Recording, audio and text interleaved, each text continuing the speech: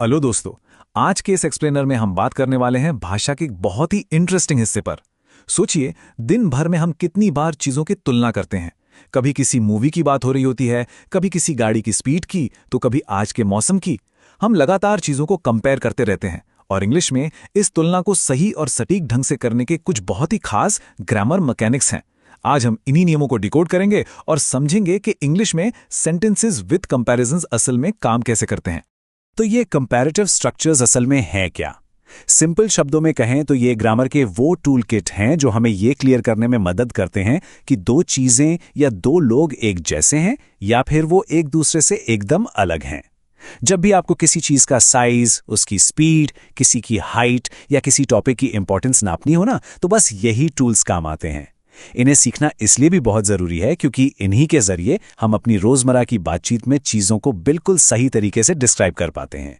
आज के इस एक्सप्लेनर में हम 5 चीजें कवर करेंगे। शुरुआत करेंगे कंपेयरिंग इक्वल्स से, फिर सीखेंगे एक्सप्रेसिंग डिफरेंसेस केयरफुली, उसके बाद डायरेक्ट कंपैरिजंस पर आएंगे, फिर हम प्रोनाउन रूल्स को समझेंगे और लास्ट में सबसे confusing spelling trap then versus than को देखेंगे।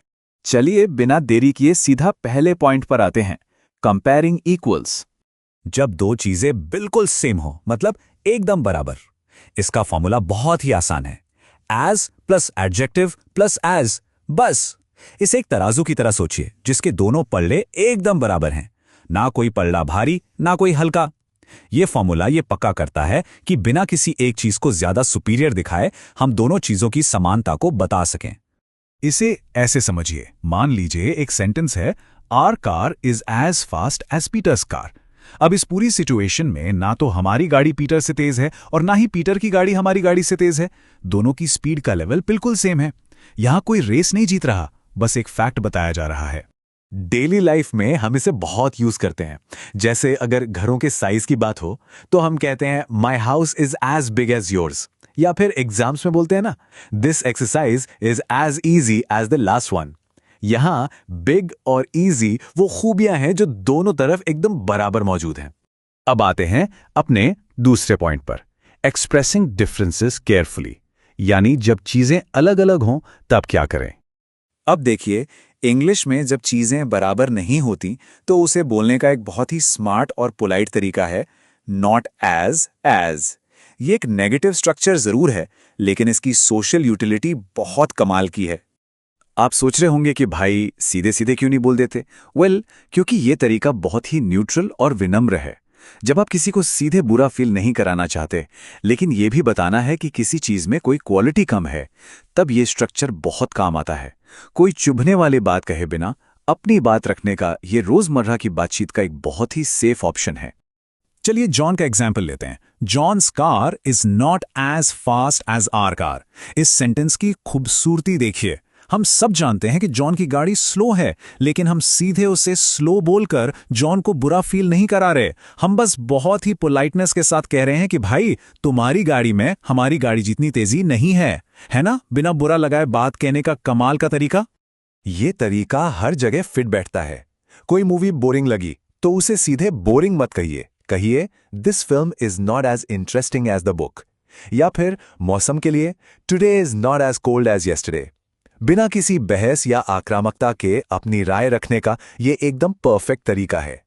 अब बारी है हमारे तीसरे सेक्शन की, डायरेक्ट कंपैरिजंस, जहां चीजें बिल्कुल साफ साफ कहनी होती हैं। कभी कभी पोलाइटनेस साइड में रखनी पड़ती है और सीधे फैक्ट्स बताने होते हैं। तब एंट्री होती है कंपैरेटिव एडजेक्टिव प्लस देन वाले फॉर्मूले की। यहां बात एकदम साफ है, या तो एक चीज दूसरे से बड़ी है, छोटी है, तेज है या धीमी है। कोई बीच का रास्ता नहीं होता यहां। जॉन की गाड़ी वाला एग्जाम्पल याद है? अब अगर हमें वही बात बिल्कुल दो टूक और ब्लंट तरीके से कहनी हो तो हम कहेंगे our car is faster than John's car, या फिर सीधा बोल देंगे John's car is slower than our car. जब फैक्ट्स को बिल्कुल मजबूती से और बिना किसी झिझक के रखना हो तो ये फॉर्मूला बेस्ट है। स्कूल या एग्जाम्स के माहौल में तो इसका खूब इस्तेमाल होता है, जैसे English is easier than maths for me, या फिर एग्जाम हॉल से बाहर निकलकर अक्सर जो सुनने को मिलता है, this test was harder than the last one. इन सिचुएशंस में हमें क्लैरिटी चाहिए होती है और देन अपनी पूरी ताकत के साथ वो क्लैरिटी देता है। चलिए अब ग्रामर की थोड़ी सी गहराई में चलते हैं हमारे चौथे पॉइंट पर, pronoun rules and formality. English language असल में कितनी फ्लेक्सिबल है ये अब आपको दिखेगा। इन वाक्यों को देखिए। एक तरफ इनफॉर्मल तरीका है, जैसे Peter is taller than me, और दूसरी तरफ फॉर्मल तरीका है, जैसे Peter is taller than I M.